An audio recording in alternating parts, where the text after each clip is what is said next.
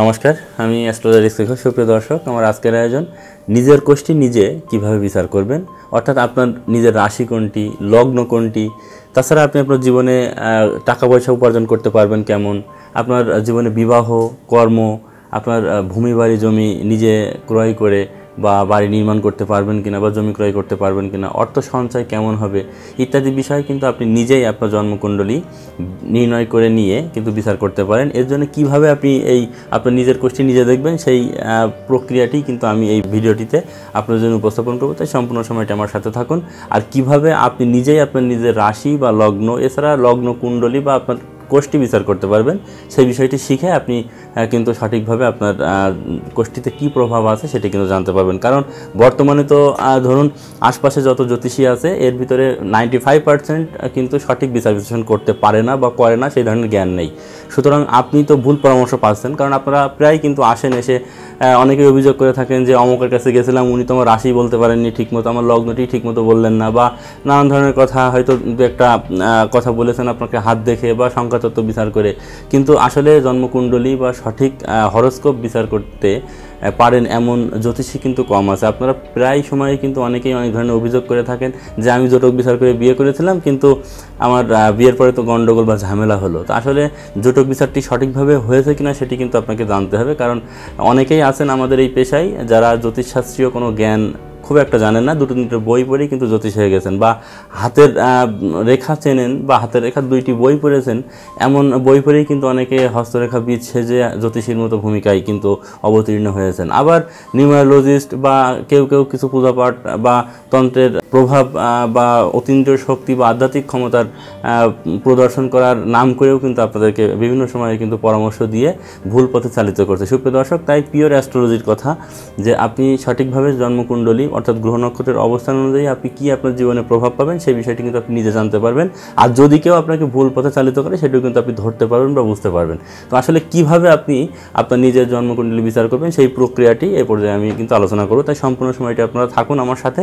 আশা করি আপনাদের এই সংক্রান্ত বিষয়ে কিন্তু সঠিক তথ্য জেনে আপনারা উপকৃত হবেন। সুপ্রিয় দর্শক, প্রথমেই যে বিষয়টি আপনারা খেয়াল করবেন যে একটি জন্মকুণ্ডলী বের করতে গেলে আমরা কিন্তু এখন জ্যোতিষীর সংস্পর্শ বা জ্যোতিষীর সাহায্য ছাড়াও নিজেরা কিন্তু মোবাইলের অ্যান্ড্রয়েড অ্যাপস দিয়ে কিন্তু এই রাশি লগ্ন বা কোষ্ঠী সংক্রান্ত তথ্যগুলি, যেগুলি আমাদের এফিমেরিজ বা পঞ্জিকাতে তথ্যগুলি থাকে, এই তথ্যগুলি কিন্তু আপনারা নিজেরা বের করে নিতে পারেন। তো এই ক্ষেত্রে কি করতে হবে, একটি অ্যাপসের সহযোগিতা কিন্তু আপনাকে নিতে হবে। আমি আমার ডেসক্রিপশন বক্সে একটি অ্যাপসের ভিডিও আপনাদের জন্য এর আগেই উপস্থাপন করেছিলাম, সেই লিঙ্কটি দিয়ে দিচ্ছি। এই লিঙ্কটি থেকে আপনারা ভিডিওটি দেখে একটি অ্যাপস কিন্তু আপনারা সঠিকভাবে সেটিংস করে নিতে পারেন। অর্থাৎ অ্যাপসের বিভিন্ন ক্রাইটেরিয়াগুলি, অর্থাৎ ভাষা, তার সেটিংস অপশনে যে আপনারা প্লেস সেটিং কীভাবে করতে হবে, টাইম জোনকে কীভাবে সেট করতে হবে, বা কোন স্টাইলটি আপনি ফলো করবেন, সেই ইত্যাদি বিষয়, মানে একটা অ্যাপসের ইউজের যে ক্রাইটেরিয়াগুলি বা ধরুন সিস্টেমটা আপনারা কিন্তু ওখান থেকে জেনে নিতে পারেন। নিয়ে আপনার সেটিংসটি সম্পন্ন করে নিয়ে কিন্তু এবার আপনার জন্ম তারিখ, জন্ম সময় এবং জন্মস্থানটি সঠিকভাবে প্রেস করলে কিন্তু একটি লগ্ন কুণ্ডলী পাবেন। দেখবেন এই লগ্ন কুণ্ডলীটি আমি ভিডিও স্ক্রিনেও কিন্তু আপনাদের জন্য শেয়ার করছি, আপনাদের যাতে বুঝতে সুবিধা হয় বা সহজ হয়। সুপ্রিয় দর্শক, এই লগ্ন কুণ্ডলীতে একটি ঘর আপনারা পাবেন, যে ঘরের ভিতরে লেখা থাকবে ASC বা একটি লাল রঙের সাইন বা একটি মার্ক করা থাকবে। এটাকে অ্যাসেন্ডেন্স বলা হয়। অ্যাসেন্ডেন্স মানে হচ্ছে প্রত্যেক 2 ঘন্টা পর পর একটি লগ্ন হয়, এই লগ্নকে অ্যাসেন্ডেন্স বলা হয়। তো অ্যাসেন্ডেন্স থেকে মূলত একটা জাতক বা জাতিকার লগ্ন অর্থাৎ ফার্স্ট হাউস কাউন্ট করা হয়, অর্থাৎ ওখান থেকে তার শুরু। তো এই লগ্ন কুণ্ডলীতে যে লগ্নটি পাওয়া যাবে, এই লগ্নকে ফার্স্ট হাউস বা এক সাইন দিয়ে কিন্তু চিহ্নিত করা হয়ে থাকে। অনেক ক্ষেত্রে অনস্টার লগ্ন শব্দের সংক্ষিপ্ত লং শব্দটিও কিন্তু ব্যবহার করা হয়। তো এই লগ্ন থেকে মূলত আপনার শরীর স্বাস্থ্য, আপনার চিন্তা ভাবনা, আপনার যশ প্রতিষ্ঠা সুনাম, আপনার বংশ পরিচয়, আপনার জীবনে প্রতিষ্ঠা কিন্তু বিচার করা হয়ে থাকে। তাছাড়া আপনার মেধা, মননশীলতা, আপনার মস্তিষ্ক প্রসূত চিন্তা ভাবনা, আপনার জীবনে উন্নতি সমৃদ্ধি কিন্তু এই লগ্ন থেকে বিচার করা হয়ে থাকে। লগ্নের সেকেন্ড যে হাউসটি বা ঘরটি, এটিকে কিন্তু ধনভাব বলা হয়। অর্থাৎ এখান থেকে ধন সম্পত্তি, আপনার জীবনে আপনি লিকুইড মানি, আপনার ব্যাংক ব্যালেন্স কেমন হবে, আপনার লিকুইড প্রপার্টিস কেমন হবে ইত্যাদি বিষয়, বা সঞ্চয় হবে কিনা ইত্যাদি বিষয় কিন্তু সেকেন্ড হাউস থেকে বিচার করা হয়ে থাকে। আবার এই সেকেন্ড হাউস থেকে কিন্তু আত্মীয় কুটুম্বের সাথে সম্পর্ক বা জীবনে নানান দিক থেকে উন্নতিশীল যোগাযোগটি কেমন হবে সেটি কিন্তু সেকেন্ড হাউস থেকে বিচার করা হয়ে থাকে। এছাড়া 3 নম্বর যে ঘরটি লগ্ন থেকে কাউন্ট করে থার্ড হাউস যেটি হবে, এই থার্ড হাউস থেকে কিন্তু পারিপার্শ্বিক পরিবেশ বা ভাব বিচার করা হয়ে থাকে। অর্থাৎ ভাই বোন, পরবর্তী ভাই বোন কেমন হবে, আপনার আশপাশের পরিবেশ কেমন হবে, যোগাযোগ, হাতের লেখা, হাতের কাজ ইত্যাদি বিষয় কেমন হবে ইত্যাদি কিন্তু বিচার করা হয়ে থাকে থার্ড হাউস থেকে। তাছাড়া চতুর্থ হাউস যেটি বা ফোর্থ হাউস যেটি, এই ফোর্থ হাউস থেকে কিন্তু বিচার করা হয়ে থাকে আপনার মা, বন্ধু বান্ধব, স্থাবর সম্পত্তি, বাড়ি গাড়ি, অর্থাৎ 4 চাকার গাড়ি কিন্তু এই ফোর্থ হাউস থেকে বিচার করা হয়ে থাকবে। তাছাড়া পঞ্চম ভাব থেকে কিন্তু বিচার করা হয়ে থাকে আপনার যোগাযোগ, সন্তান এবং বিদ্যা, অর্থাৎ ফিফথ হাউস থেকে কিন্তু আপনার প্রেমের যোগাযোগ, আপনার এডুকেশন, আপনার সন্তান ইত্যাদি বিচার করা হয়ে থাকবে। সুপ্রিয় দর্শক, 6 হাউস থেকে বিচার করা হয় শত্রুতা, ঋণ, রিপুদোষ, মামামাতুল, এছাড়া কাজের ধরন। এবং 7th হাউস যেটি হবে লগ্ন থেকে অপোজিশনে যে ঘরটি, অর্থাৎ 7 নম্বর ঘর বা 7th হাউস, এখান থেকে কিন্তু বিচার করা হয়ে থাকে আপনার বিবাহ, আপনার স্বামী বা স্ত্রী, আপনি পুরুষ হলে আপনার স্ত্রী কেমন হবে বা স্ত্রীর জায়গাটি কেমন হবে। এছাড়া আপনি যদি স্ত্রী জাতিকা হন তাহলে আপনার স্বামী বা আপনার বিবাহ সংক্রান্ত বিষয় কেমন হবে বা আপনার পার্টনার কেমন হবে। এছাড়া ব্যবসা বাণিজ্য, অংশীদারি ব্যবসায় কিন্তু এই 7ম ভাব থেকে বিচার করা হয়ে থাকে। অষ্টম যে হাউসটি লগ্ন থেকে কাউন্ট করলে আসবে, অষ্টম ভাব থেকে কিন্তু দুরারোগ্য, ব্যাধি, পীড়া, ভোগ এবং এখান থেকে কিন্তু আয়ু বিচার করা হয়ে থাকে। তাছাড়া দাম্পত্য জীবনে সুখ বিচার করা হয়ে থাকে। এছাড়া জমি বাড়ির ক্ষেত্রে কিন্তু জলজ জমি বা নিচু জমিও কিন্তু এই অষ্টম ভাব থেকে বিচার করা হয়ে থাকে। সুপ্রিয় দর্শক, 9th হাউস থেকে কিন্তু বিচার করা হয় ধর্ম, ভাগ্য, অর্থাৎ তার জীবনে তার ভাগ্য সূত্রে সে কেমন প্রভাব পেয়ে থাকবেন। হায়ার এডুকেশন বা প্রফেশনাল এডুকেশনটি কিন্তু 9th হাউস থেকে বিচার করা হয়ে থাকে। তাছাড়া 10th হাউস থেকে কর্ম এবং পিতা, 11th হাউস থেকে তার আয়, 12 হাউস থেকে ব্যয় বিচার করা হয়ে থাকে। সুপ্রিয় দর্শক, একাদশ ঘর থেকে যেমন আয় বিচার করা হয়ে থাকে, তার সাংসারিক দুঃখ, যন্ত্রণা, ক্লেশও কিন্তু বিচার করা হয়ে থাকে। এছাড়া দ্বাদশ ভাব থেকে যেমন ব্যয় বিচার করা হয়, বিনিয়োগ এবং প্রবাস কিন্তু দ্বাদশ ভাব থেকে বিচার করা হয়ে থাকে। তো এই যে আপনি লগ্নকুণ্ডলীতে পাচ্ছেন, লগ্নকুণ্ডলীর দ্বাদশ ভাব কিন্তু আপনাকে দেখতে হবে প্রথমত। তো দ্বাদশ ভাবের এই ভাবগুলি থেকে কিন্তু আমরা এই তথ্যগুলি জানতে পারবো। তো আমি এবার কিভাবে আপনি আপনার জন্মকুণ্ডলীটি এই লগ্ন ছক বের করার পরে কিভাবে কোন দিকে প্রথম নজর করবেন, কিভাবে জানবেন আপনার রাশি কোনটি বা লগ্ন কোনটি। সুপ্রিয় দর্শক, প্রথমেই খেয়াল করবেন এই যে 12টি ঘরের মধ্যে 12টি রাশির একটি নাম আছে আলাদা আলাদা। যেমন আমরা প্রথম যে রাশি ছকের প্রথম রাশি কি আমরা বলি মেষ রাশি, তারপরের ঘড়ির কাঁটার উল্টো দিক থেকে পরবর্তী যে ঘরটি সেটিকে বৃষ রাশি বলা হয়। তারপরে থার্ড যে ঘরটি সেটিকে মিথুন রাশি বলা হয়। ফোর্থ যে ঘরটি তাকে কর্কট রাশি, এভাবে পঞ্চম সিংহ, ষষ্ঠ কন্যা, সপ্তম হচ্ছে তুলা, অষ্টম হচ্ছে বৃশ্চিক, নবম রাশি হচ্ছে ধনু, দশম রাশি হচ্ছে মকর এবং একাদশ হচ্ছে কুম্ভ ও দ্বাদশতম রাশি হচ্ছে মীন। তো এভাবে এই এক একটি রাশির কিন্তু এক একটি অধিপতি গ্রহ আছে। যেমন মেষ রাশির অধিপতি গ্রহ হচ্ছে মঙ্গল, বৃষ রাশির অধিপতি শুক্র, মিথুন রাশির অধিপতি হচ্ছে বুধ, কর্কট রাশির অধিপতি গ্রহ চন্দ্র, সিংহ রাশির অধিপতি গ্রহ রবি, আবার কন্যা রাশির অধিপতিও বুধ, তুলা রাশির অধিপতিও শুক্র, বৃশ্চিক রাশির অধিপতি আবার মঙ্গল এবং ধনু ও মীন রাশির অধিপতি বৃহস্পতি এবং মকর ও কুম্ভ রাশির অধিপতি কিন্তু শনি। তো জন্মকুণ্ডলিতে এই 12টি যে ঘর, 12টি ঘরের মধ্যে চন্দ্র যে রাশিতে অবস্থান করবে সেটি কিন্তু আপনার রাশি। আপনি দেখুন, চন্দ্র যদি আপনার মকর রাশিতে অবস্থান করে তাহলে আপনার রাশি কিন্তু হবে মকর, বা চন্দ্র যদি আপনার কর্কট রাশিতে অবস্থান করে আপনার রাশি কিন্তু হবে কর্কট রাশি। আবার যদি চন্দ্র তুলা রাশিতে অবস্থান করে আপনার রাশি কিন্তু হবে জন্মকালীন তুলা রাশি। অর্থাৎ চন্দ্রের অবস্থানকে কিন্তু আমরা রাশি বলে থাকি। চন্দ্র হচ্ছে মন, মানসিকতা, সমাজ সামাজিকতার কারক গ্রহ, বা এই চন্দ্র হচ্ছে মানুষের ক্যারেক্টার। তো চন্দ্র যে ঘরে থাকবে সেটিই তার রাশি হবে। সুপ্রিয় দর্শক, তবে পাশ্চাত্য মতে কিন্তু বা ওয়েস্টার্ন জোডিয়াক সিস্টেমে কিন্তু এই রবির অবস্থানকে কিন্তু আবার রাশি বিবেচনা করা হয়। আপনারা দেখবেন যে নিউজ পেপারে যখন রাশি দেখি আমরা, তখন কিন্তু ওখানে লেখা থাকে যে আপনার এই মাসে জন্ম হওয়ার কারণে পাশ্চাত্য মতে আপনি এই রাশির জাতক, অর্থাৎ একটি মাসের ডিউরেশন কিন্তু দেওয়া থাকে। তো এই এক মাসের মধ্যে আপনি জন্মগ্রহণ করলেই সেই রাশিটি হবে আপনার রবি মতে। পাশ্চাত্য মতে কিন্তু আলাদা হতে পারে, অর্থাৎ এটি কিন্তু পাশ্চাত্য মত অনুসারে রবি সাইন বা সান সাইন বলা হয়। তো এটি সবসময় যে আপনার মুন সাইন আর সান সাইন একই হবে তা কিন্তু না, ভিন্ন হতে পারে। বা মুন সাইন বিচারের ক্ষেত্রে কিন্তু চন্দ্রের অবস্থান, অর্থাৎ চন্দ্র রাশি চক্রে যে রাশিতে অবস্থান করবে সেটি কিন্তু বিবেচনা করা হয়ে থাকবে। তবে অনেকেই কিন্তু পত্রিকাতে রাশিফল দেখে অভ্যস্ত, যার সাথে কিন্তু মুন সাইনের মিল নাও থাকতে পারে। তবে এই ক্ষেত্রে আপনারা সঠিকভাবে বিষয়টি মনে রাখবেন যে চন্দ্রের অবস্থানই কিন্তু আপনার রাশি। আপনি যদি নিউজ পেপার ফলো করেন সেক্ষেত্রে আপনি রবির অবস্থান অনুযায়ী যে পাশ্চাত্য মতে এক একটি রাশি বিবেচনা করা হয় সে অনুযায়ী কিন্তু আপনি রাশিটি পত্রিকাতে শুধুমাত্র দেখতে পারেন। অনেকে প্রশ্ন করে থাকেন যে আমি আমার পত্রিকাতে দেখি এই রাশি, কিন্তু আপনি বলছেন চন্দ্রমতে আপনার হয়তো কুম্ভ রাশি, কিন্তু পত্রিকাতে হয়তো আপনি দেখছেন মেষ রাশি। তো এটি হতেই পারে, কারণ রবি অর্থাৎ আমরা পাশ্চাত্য মতে যে রাশিটি বিচার করা হয় সেটি কিন্তু এক মাসকে কিন্তু বিচার করা হয়ে থাকে, অর্থাৎ একটি মাসে 30 দিনে একটি রাশি বিবেচনা করা হয়ে থাকে।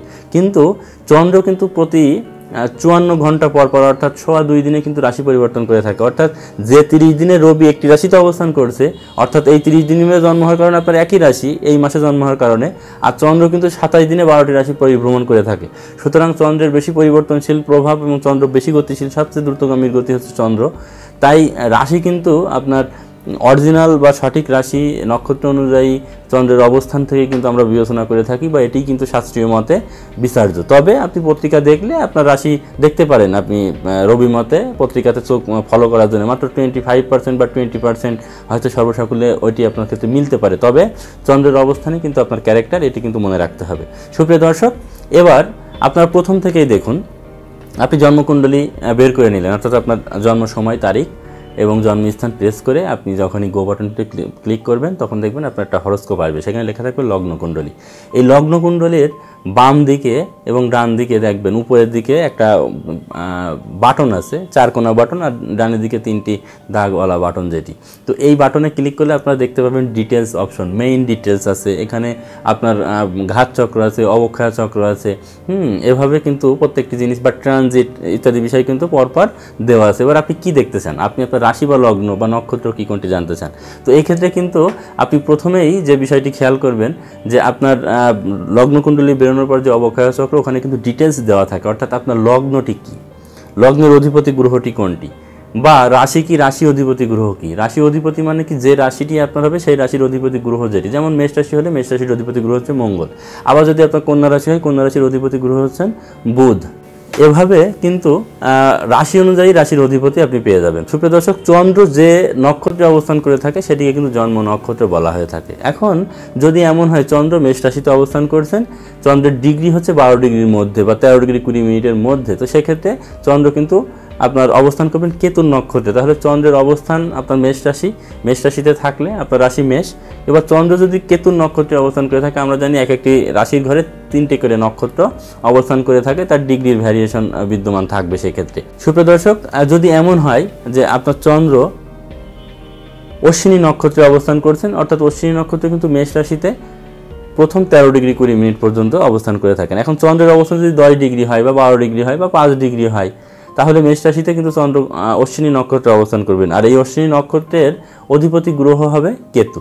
তো আপনার জন্মকুণ্ডলীতে অবক্ষয় চক্রে কিন্তু এই বিষয়টি আপনি পাবেন যে আপনার রাশি, লগ্ন, রাশি অধিপতি, রাশির নক্ষত্র অর্থাৎ নক্ষত্র অধিপতি, এবং এই রাশি এবং নক্ষত্র অনুসারে কিন্তু আপনার জন্ম পায়াটি আপনি জেনে যাবেন। 4টি পায়া হয়, একটি স্বর্ণ পায়া, রৌপ্য পায়া, একটি তাম্র পায়া, একটি লৌহ পায়া। তো আপনার আসলে কোন পায়া সেটি কিন্তু আপনি এখান থেকে দেখে নিতে পারছেন। তাছাড়া এবার আপনার জন্মকুণ্ডলীতে কোন তিথিতে জন্ম, তারপরে কোন করণে জন্ম, কোন গণে জন্ম, আপনার সূর্য সিদ্ধান্ত কোন যোগে জন্ম ইত্যাদি বিষয় কিন্তু পরপর আপনি ওখান থেকে জানতে পারবেন। সুপ্রিয় দর্শক, এছাড়া ঘাত চক্রটি যদি আপনি খেয়াল করেন, তাহলে আপনার ঘাত চক্রে কোন মাসটি ঘাত, কোন রাশিটি আপনার জন্য ঘাত রাশি, কোন বারটি আপনার জন্য ঘাত বার, কোন তিথিগুলো আপনার জন্য ঘাত তিথি। ঘাত মানে হচ্ছে ক্ষতিকর বা আঘাত প্রাপ্তির কারণ তৈরি করতে পারে বা ক্ষতি আপনার জীবনে আনতে পারে, এই ধরনের বিষয়টি কিন্তু ঘাত চক্র থেকে জানা যায়। সুতরাং এই ঘাত চক্রে যে রাশি বা যে লগ্নটি বা যে বারটি থাকবে বা যে তিথিগুলি থাকবে, এগুলি কিন্তু আপনার জীবনে গুরুত্বপূর্ণ কাজের ক্ষেত্রে আপনি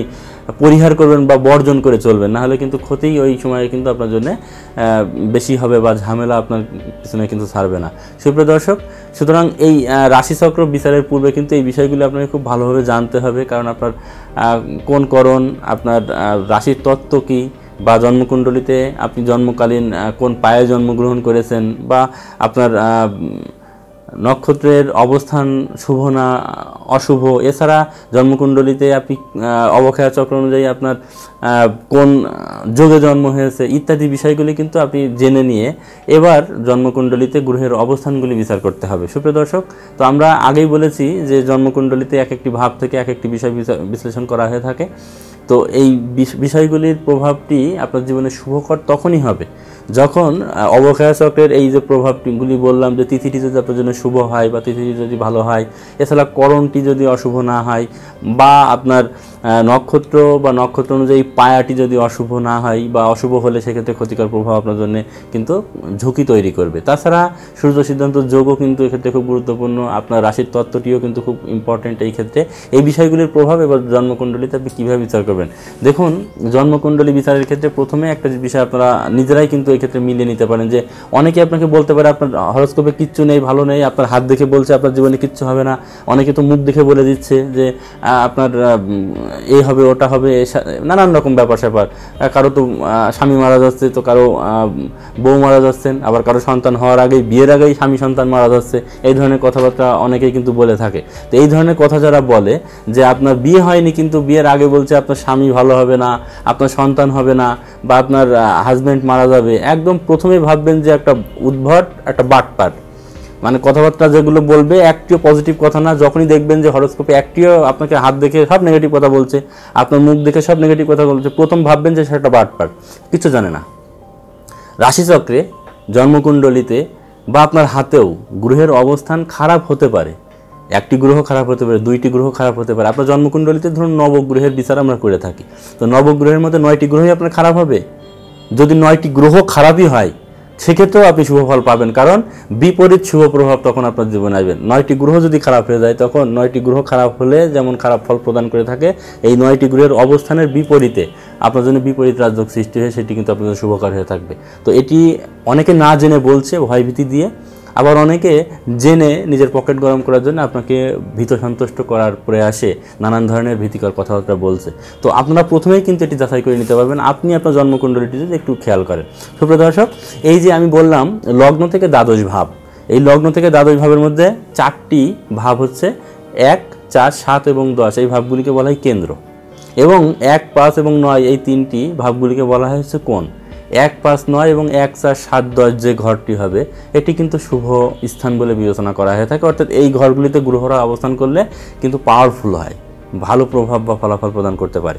আবার রাশিচক্রের সবচেয়ে নেগেটিভ জায়গাগুলো হচ্ছে 6, 8 এবং 12, এই 3টিকে ত্রিছাড়া বলা হয়, বা এই 3টি গ্রহ, এই 3টি স্থান কিন্তু দুস্থ স্থান বলা হয়ে থাকে। তাছাড়া 3, 6, 10 এবং 11 এই ত্রিছাড়াই অধিপতি, বা এই 3টি ভাব, এই 4টি ভাবকে কিন্তু মোটামুটি অশুভ গ্রহদের জন্য শুভ বিবেচনা করা হয়ে থাকে। তবে দুস্থ স্থানে অর্থাৎ 6, 8 এবং দ্বাদশে যদি গ্রহরা অবস্থান করে থাকে সেক্ষেত্রে কিছুটা জটিলতা, বা ওই গ্রহ একটু আপনার জীবনে হয়তো খারাপ ফল প্রদান করবে। তবে 9টি গ্রহই কিন্তু আর এই অশুভ জায়গায় অবস্থান করে না, হয়তো 2টি গ্রহ করতে পারে বা 3টি গ্রহ থাকতে পারে অশুভভাবে। তবে যদি থেকেও থাকে 9টি গ্রহের মধ্যে ম্যাক্সিমাম গ্রহ আপনার অশুভ ভাবগুলিতে, সেক্ষেত্রেও কিন্তু আপনার জীবনে আপনি ব্যতিক্রমী ভাবে কিন্তু আপনার জীবনে প্রতিষ্ঠা বা উন্নতি এবং সফলতার শীর্ষে পৌঁছাতে পারেন। সুপ্রিয় দর্শক, জন্মকুণ্ডলিতে যদি অশুভ স্থানে গ্রহরা বিদ্যমান থাকে সেক্ষেত্রে আপনি আপনার জীবনে প্রতিকূল পরিস্থিতির মধ্য দিয়ে সময় অতিবাহিত করবেন। হয়তো আপনি বিলাসবহুল জীবনযাপনে সুযোগ জন্ম থেকেই পাননি, আপনি হয়তো খুব দরিদ্র ঘরে জন্মগ্রহণ করেছেন, বা খুব কষ্ট করে আপনার জীবনে লেখাপড়া করতে হয়েছে, বা পড়ালেখা করে আপনি আপনার জীবনে উন্নতি বা সমৃদ্ধি বা কর্মক্ষেত্রে সফল হতে গিয়ে আপনাকে বারবার প্রতিকূলতার মধ্য দিয়ে বা বিভিন্ন প্রতিবন্ধকতার মধ্য দিয়ে আপনাকে সফলতার জায়গায় পৌঁছাতে হবে। যদি বেশিরভাগ গ্রহগুলো যদি অশুভ অবস্থায় বিদ্যমান থেকে থাকে তবে কিছু করতে পারবেন, এটি কিন্তু নিশ্চিত। আপনার জীবনে কিচ্ছু হবে না, বা আপনার বিয়ের আগে বিয়ে হয়নি, আপনি হয়তো লেখাপড়া করছেন, বা অনেকে ছেলে মেয়ের ব্যাপারেও অনেকে জিজ্ঞাসা করেন বা জানতে চান, তখন দেখা যায় যে অনেকে এসে বলে থাকে যে আমার মেয়েকে তো এই বলেছিলেন উনি যে ওর বিয়েই হবে না, ওর সন্তান হবে না, ওর হাজব্যান্ড মারা যাবে, তো ওর বিয়ে করে আর কী হবে। হ্যাঁ, তো এই ধরনের বিষয়গুলি অনেকেই বলে থাকেন, এসব ব্যাপারে কিন্তু ভয় পাওয়ার কোনো কারণ নেই। বুঝবেন যে সে কোন লেভেলের লোক আছে, তার চিন্তাভাবনাই হচ্ছে বাটপারি করা। যাই হোক, ঘটনা হচ্ছে যেটি, আপনারা কিন্তু লগ্ন, দ্বিতীয়, চতুর্থ, সপ্তম, নবম, দশম এবং একাদশ বা পঞ্চম এই ভাবগুলির অধিপতি গ্রহ জন্মকুণ্ডলিতে যদি এই ভাবের যে কোনো ভাবের অধিপতি যে কোনো ভাবে অবস্থান করে থাকে, লগ্নের ধনপতি নবমভাবে অবস্থান করছে, আবার লগ্নপতি দ্বিতীয় অবস্থান করছে, বা লগ্নপতি একাদশে অবস্থান করছে, বা পঞ্চমপতি একাদশে অবস্থান করছে, বা চতুর্থপতি দশমে অবস্থান করছে, বা চতুর্থপতি লগ্নে অবস্থান করছে, বা পঞ্চমপতি চতুর্থে অবস্থান করছে, বা নবমপতি দশমে অবস্থান করছে, বা একাদশপতি নবমে অবস্থান করছে, এই সমস্ত কম্বিনেশনগুলি খুব ভালো। অর্থাৎ আপনার জীবনে কিন্তু বিশেষ রাজযোগের প্রভাব কিন্তু যদি এই কম্বিনেশন তৈরি হয় তাহলে কিন্তু আপনি পাবেন। যেমন ধনপতি নবমে অর্থাৎ ধনভাগ্য কিন্তু আপনার জীবনে গর্বের কারণ হয়ে থাকবে। আপনি কুড়িয়ে ঘরে দরিদ্র ঘরে জন্মগ্রহণ করুন, তাতে কোনো দোষের কিছু নেই, কিন্তু আপনি আপনার কর্ম দিয়েই সফলতা পাবেন এবং নিজের উপার্জিত অর্থে আপনি ধনাঢ্য ব্যক্তিত্বে পরিণত হবেন, এটি নিশ্চিত। আবার নবমপতি যদি দ্বিতীয় থাকে, সেটি আপনার ভাগ্য সূত্রে আপনার কর্ম ভাগ্যের শুভ প্রভাব আপনাকে কিন্তু প্রচুর উন্নতি সমৃদ্ধি আপনাকে জগৎ বিখ্যাত ব্যক্তিতে পরিণত করতে পারে। আবার পঞ্চমপতি নবমে উচ্চশিক্ষায় শুভ প্রভাব, লেখালেখিতে নাম যশ প্রতিষ্ঠা দিগ্বিজয়ী আপনি হয়ে থাকবেন, জগৎ বিখ্যাত ব্যক্তিতে আপনি পরিণত হয়ে থাকবেন। আপনার চিন্তা, আপনার লেখা, আপনার প্রকাশনী থেকে বা আপনার কর্মের কারণে আপনার মাধ্যমে যোগাযোগে লাভবান হয়ে মানুষ কিন্তু প্রচুর আপনাকে সবসময় কিন্তু মনে রাখবে, আপনি বিখ্যাত ব্যক্তিতে পরিণত হবেন। চতুর্থপতি দশমে, পঞ্চমপতি দশমে বা চতুর্থপতি সপ্তমে, এছাড়া পঞ্চমপতি একাদশে নবমে বা দশমে বা পঞ্চমপতি দ্বিতীয়, পঞ্চমপতি লগ্নে, সমস্ত যোগাযোগই কিন্তু ভালো। এবং আপনি জন্মকুণ্ডলী যখন দেখবেন তখন দেখবেন যে কোনো না কোনো ভাবের অধিপতি কিন্তু এমন কিছু শুভ যোগ বা সংযোগ কিন্তু আপনার জীবনে তৈরি করছে। সুতরাং একাধিক অশুভ সংযোগ থাকলেও যদি একটি শুভ সংযোগ থাকে সেটি আপনাকে বড় করতে পারে। সুযোগ বেশি দরকার হয় না মানুষের জীবনে উন্নতি করার জন্য। সুতরাং ভয় পাওয়ার কোনো কারণ নেই। আপনার জন্মকুণ্ডলী এভাবে আপনি দেখে নিন। আপনি হয়তো আপনার পাশে যে জ্যোতিষী আছেন বা আপনার কাছাকাছি যিনি আছেন আপনি তার কাছে যাবেন, তিনি আপনাকে ভয় দিচ্ছে কিনা, আপনি তো আপনার হরোস্কোপ সম্পর্কে একটু ধারণা থাকলে বুঝতে পারবেন যে উনি ঠিক অ্যাঙ্গেলে কথা বলছে কিনা। এটি সময়, এটি দরকার, এখন খুব দরকার এই বিষয়টি। কারণ চারিদিকে আমি একটি কথা বলছি পাবলিকলি যে 95% জ্যোতিষী জ্যোতিষশাস্ত্রের সঠিক তথ্য জানে না, সঠিক বিশ্লেষণ জানে না, কারণ তারা এই চর্চাটি করে না। এই চর্চা করার মতো ন্যূনতম যোগ্যতা সেটি তাদের নেই। তো আপনাকে কিভাবে জ্যোতিষশাস্ত্রের সঠিক পরামর্শ প্রদান করবে? জ্যোতিষশাস্ত্র একটা বৃহৎ ব্যাপার, এর ভিতরে অনেক পার্ট আছে। যেমন আমরা মেডিকেল সায়েন্সকে যদি টোটাল একটা ধরি, তাহলে মেডিকেল সায়েন্সের বিভিন্ন পার্ট আছে। এর ভিতরে হার্ট আছে, এর ভিতরে আই আছে, এর ভিতরে গাইনি আছে, বিভিন্ন ধরনের যে ডিপার্টমেন্টগুলি, হ্যাঁ, এর ভিতরে চর্মরোগ আছে, বিভিন্ন ধরনের আলাদা আলাদা যে ফাংশনগুলো আছে। ঠিক জ্যোতিষশাস্ত্রেরও কিন্তু এমন আলাদা আলাদা ফাংশন রয়েছে। সুতরাং এই যে জ্যোতিষশাস্ত্রের অনেকেই শুধুমাত্র দেখুন হাত দেখেই আপনাকে সব বলে দিচ্ছে, বা এই প্রতিকার পূরণ, ওই প্রতিকার পূরণ, এটা সেটা নানান রকম কথা বলে দিচ্ছে। আবার কিচ্ছু নেই, আপনার কিছু জানেন না, হয়তো বলছে ফলের নাম বলতে। আবার সংখ্যাতত্ত্ব তাৎক্ষণিক সেই সময়ে সংখ্যাতত্ত্ব বিচার বিশ্লেষণ করে আপনাকে ফলাফল প্রদান করতে, এগুলি আসলে এক একটি অংশ। সুতরাং হয়তো সাময়িক সেই বিষয়টি আপনার ওই সময়ের ব্যাপারটি সেক্ষেত্রে কিছুটা অনুমান বা ধারণার উপর ভিত্তি করে আপনাকে কিন্তু হয়তো অনেকে একদম এমনভাবে বলছে যেন ওর বাইরে আর কিচ্ছু নেই। কারণ হরোস্কোপের বাইরে জ্যোতিষশাস্ত্র যেটি অ্যাস্ট্রোলজিক্যাল যে পার্টিকুলার্স বা পিওর অ্যাস্ট্রোলজি বা সায়েন্টিফিক ক্যালকুলেশন যদি অ্যাস্ট্রোলজির ক্ষেত্রে বিবেচনা করা হয়, তাহলে আপনার লগ্ন কুণ্ডলী অর্থাৎ জন্ম সময় তারিখ, এটির বাইরে 70-80% বিচার করা যায় না। হাত দেখে, সংখ্যাতত্ত্ব থেকে, আপনার মুখায়ব ললাট বিচার থেকে 20-30% সর্বোচ্চ, এর বাইরে বিচার করা সম্ভব না, কোনোভাবেই সম্ভব না। এটা যে জ্যোতিষী সে জানে। কারণ অনেক জ্যোতিষী আমাদেরকে বলে, যেহেতু এই পেশায় আছি, যে আমার তো জন্ম তারিখ জানি না, আমি কিভাবে আমার রাশি বের করব। আসলে সুযোগ নেই। আপনার হাত দেখে আমি রাশি বলে দেবো, হয় এটা মানা যায়? এটা কখনো সম্ভব? কিভাবে? আপনার জন্মকুণ্ডলীতে কোন জায়গায় চন্দ্র বসে আছে সেই অনুযায়ী আপনার রাশি হবে। সুতরাং এটি যারা শাস্ত্রকার, যারা এই যে জ্যোতিষশাস্ত্রের প্রবর্তক যারা, তারা সবসময় বলেছেন যে আপনার লগ্ন সাপেক্ষে বিচার, তো গ্রহের অবস্থান অনুযায়ী আপনার বিচার। তো যারা শাস্ত্রকার তারা পারেননি, আর এখন বর্তমানে সব বড় বড় শাস্ত্রবিদ পণ্ডিতগুলো তারা কিন্তু বের করে দিচ্ছে আপনার হাত দেখে রাশি, মুখ দেখে রাশি। অবাক হওয়ার মতো ব্যাপার। যাই হোক, বিষয়গুলি হচ্ছে যে হয়তো অনুমান ধারণা, আপনার ক্যারেক্টারিস্টিক্স হয়তো আমার মনে হলো যে আপনার এই রাশি, আমার মনে হতে পারে, কিন্তু সেটি যে বাস্তবে হবে এটি কিন্তু এমনটি কিন্তু নাও হতে পারে। সুতরাং আপনার কি রাশি হবে সেটি কিন্তু সঠিকভাবে জানতে আপনার জন্মকুণ্ডলী সময় এবং জন্মকুণ্ডলী সাপেক্ষে সময়ের ওপর ভিত্তি করে কোন লগ্ন এবং গ্রহেদের অবস্থান অনুযায়ী কিন্তু আপনি প্রভাব বা ফলাফল পাবেন। জ্যোতিষশাস্ত্রীয় পিওর অ্যাস্ট্রোলজিক্যাল যে পার্টিকুলার্স বা অ্যানালাইসিস বা অ্যানালিটিক্যাল যে পার্ট, সেটি কিন্তু এই গ্রহের অবস্থান, নক্ষত্র এবং রাশি লগ্ন সাপেক্ষে বিচার। এবার হ্যাঁ, আপনার রাশি লগ্ন জানা নেই, আপনার জন্মকুণ্ডলী নেই, সেক্ষেত্রে আপনি হাত দেখে 5 কথা জানতে পারেন, বা সংখ্যাতত্ত্বের বিচার থেকেও কিছু তথ্য ওখান থেকে আসবে, যেহেতু একটা পার্ট, তো সেই পার্টটি থেকে আপনি বিচার করে কিছু তথ্য জানতে পারবেন, কিন্তু সেটিও ভালোভাবে জানতে হবে। হাত দেখা সংখ্যাতত্ত্ব থেকে 20 থেকে 30% বিচার করা যায়। এখন 20 থেকে 30% বিচার করা যায়, কিন্তু সেটি কত পার্সেন্ট জানলে 20% করা যায়? 100% হাত দেখা, 100% সংখ্যাতত্ত্বের উপরে দখল থাকলে আপনি 20 থেকে 30% আপনার হরোস্কোপ, আপনার জীবনে কী ঘটতে পারে জানতে পারবেন। এখন হাত দেখার দুটো বই পড়ে 100% হাত দেখার দক্ষতা তো আসে না। হয়তো সে হাত দেখার দক্ষতা আছে তার 10% বা 20% বা 30% বা 40%। তো সে আপনাকে এই টোটাল হাত দেখে আপনার জীবন সব বলে দেবে? ভুল হবে, ভুল হবে। কারণ আমি দেখেছি অনেকে হাত দেখে নীলা পড়ছে।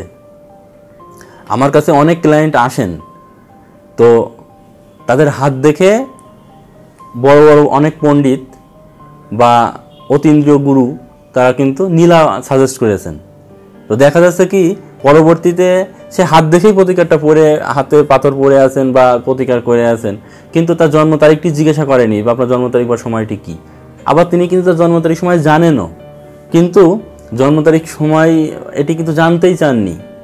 পরবর্তীতে দেখা যাচ্ছে যে তার নীলা পড়েও খুব একটা ভালো হচ্ছে না, বা সে খুব মানে দুর্দশাগ্রস্ত অবস্থায় আছে। এমন অবস্থায় যখন আমাদের কাছে আসে, তখন কিন্তু তার হরোস্কোপ বা জন্ম তারিখ জিজ্ঞাসা, জন্ম তারিখ যখন বলল, তখন দেখলাম যে তার লগ্ন কুণ্ডলী বের করে তার কর্কট লগ্ন, সিংহ রাশি। তো কর্কট লগ্ন সিংহ রাশি, তার হাত দেখে নীলা পরিয়ে দিয়েছে। তার কি হবে? শ্মশানে যাওয়ার রাস্তাটা পরিষ্কার হবে, অর্থ উপার্জন, ঝুঁকি, ক্ষতি সব রকম লাইন কিন্তু খুলে যাবে তখন, অর্থাৎ ভালো কিছু হবে না। তো আপনার জন্ম তারিখ জানি না, আপনাকে নীলা পরিয়ে দেব? আপনার লগ্ন কুণ্ডলিতে লগ্নটি কি, লগ্ন সাপেক্ষে, যেমন ধরুন কর্কট লগ্ন বা সিংহ রাশির ক্ষেত্রে নীলা পরিত্যাজ্য, একথা বলা আছে। জ্যোতিষশাস্ত্রের রেমেডিয়াল যে পার্ট বা প্রতিকারের ক্ষেত্রে কর্কট রাশি এবং সিংহ লগ্নের ক্ষেত্রে নীলা ব্যবহার না করাই উত্তম। তো নীলা ব্যবহার না করাই উত্তম। এবার আপনি হাত দেখে নীলা দিয়ে দিচ্ছেন, কিন্তু তার কর্কট লগ্ন, সপ্তমপতি অষ্টমপতি মারক, কর্কট লগ্নের ক্ষেত্রে সপ্তম অষ্টমপতি মারক গ্রহের প্রতিকার নীলা, তাও আর ইন্দ্রনীলা, আপনার ক্যান্সার হবে। তো আপনি এটা বুঝতে পারছেন না, আপনি না জেনে হয়তো করছেন, কিন্তু আসলে এটা করা উচিত না। দায়িত্বশীলতার জায়গা থেকে বলছি।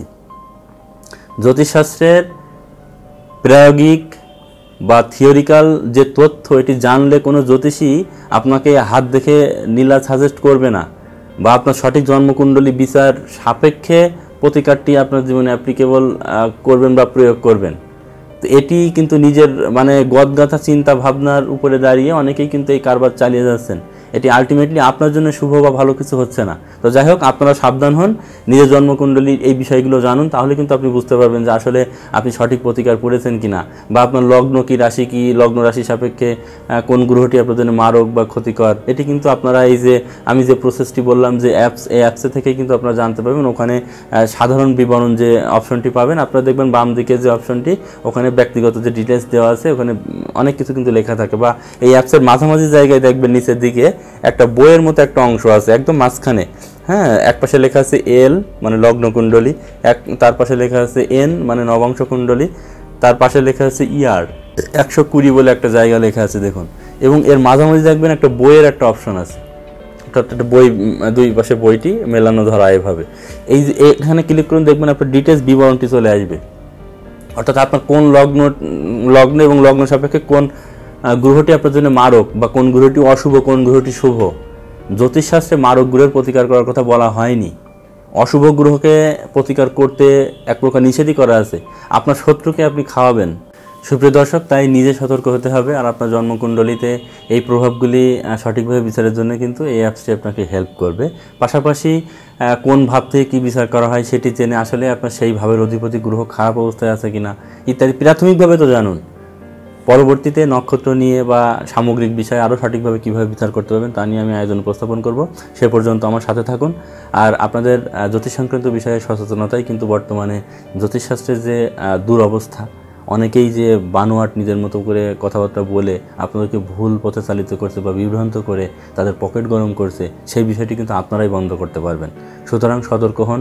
চারিদিকে অ্যাড, 3 মিনিটে বশীকরণ, তারপরে অতীন্দ্র শক্তির ক্ষমতায় মানে অসম্ভবকে সম্ভব করার যে বিজ্ঞাপন আপনারাও দেখে, লোভনীয় বিজ্ঞাপন দেখেও আপনাদের মাথা ঠিক থাকে না অনেক সময়। তো এই ধরনের অ্যাড বা এই ধরনের সেই আধ্যাত্মিক বিরাট ক্ষমতার অধিকারী হয়ে সব কিছুকে সম্ভব করে দেওয়ার যে কথাবার্তা, এগুলিকে যতটা বিশ্বাস করবেন ততই ক্ষতিগ্রস্ত হয়ে থাকবেন। জ্যোতিষশাস্ত্রের সঠিক বিচার বিশ্লেষণ আপনাকে সঠিক পরিকল্পনা, সঠিক পথে চালিত করবে। আপনাকে আকাশ থেকে চাঁদ এনে হাতে ধরিয়ে দিতে পারবে না। সুতরাং আপনারা সতর্ক হন, জীবনে সঠিক পরিকল্পনা করে এগিয়ে যান। যার পরিকল্পনা আছে সে জীবনে সফল হবেই, এটি নিশ্চিত। জ্যোতিষশাস্ত্রের সঠিক বিশ্লেষণ আপনাকে সঠিক পরিকল্পনা, সঠিক দিক নির্দেশ করে আপনার জীবনে উন্নতি, সাফল্য বৃদ্ধি করতে পারে, এটি নিশ্চিত। তাই সঠিক প্রতিকার করার জন্য সঠিকভাবে জ্যোতিষ বিচার বিশ্লেষণ কিন্তু করতে হবে। পরবর্তীতে আরও বিভিন্ন আয়োজন নিয়ে উপস্থাপন করব বা আয়োজন নিয়ে আমি আপনাদের সামনে উপস্থিত হব। সে পর্যন্ত সকলে সুস্থ থাকুন, ভালো থাকুন। আর ভালো লাগলে শেয়ার করে দেখার সুযোগ করে দিবেন, কারণ এই বিষয়টি অনেকের গুরুত্বপূর্ণ বা অনেকের জন্য এটি গুরুত্ব বহন করে। জানলে কিন্তু অনেকেই উপকৃত হয়ে থাকবে। আপনার কাছের মানুষ হয়তো অনেকের কাছে ঠকছে, সুতরাং আপনি এটি তাদের কাছে পৌঁছে দিন। এই আশাবাদ ব্যক্ত করে সকলে ভালো থাকুন, আর বেল বাটনটি প্রেস করে আমার সাথে থাকুন। এ ধরনের ভিডিও আপনারা সকলের আগে জানতে পারবেন। নমস্কার।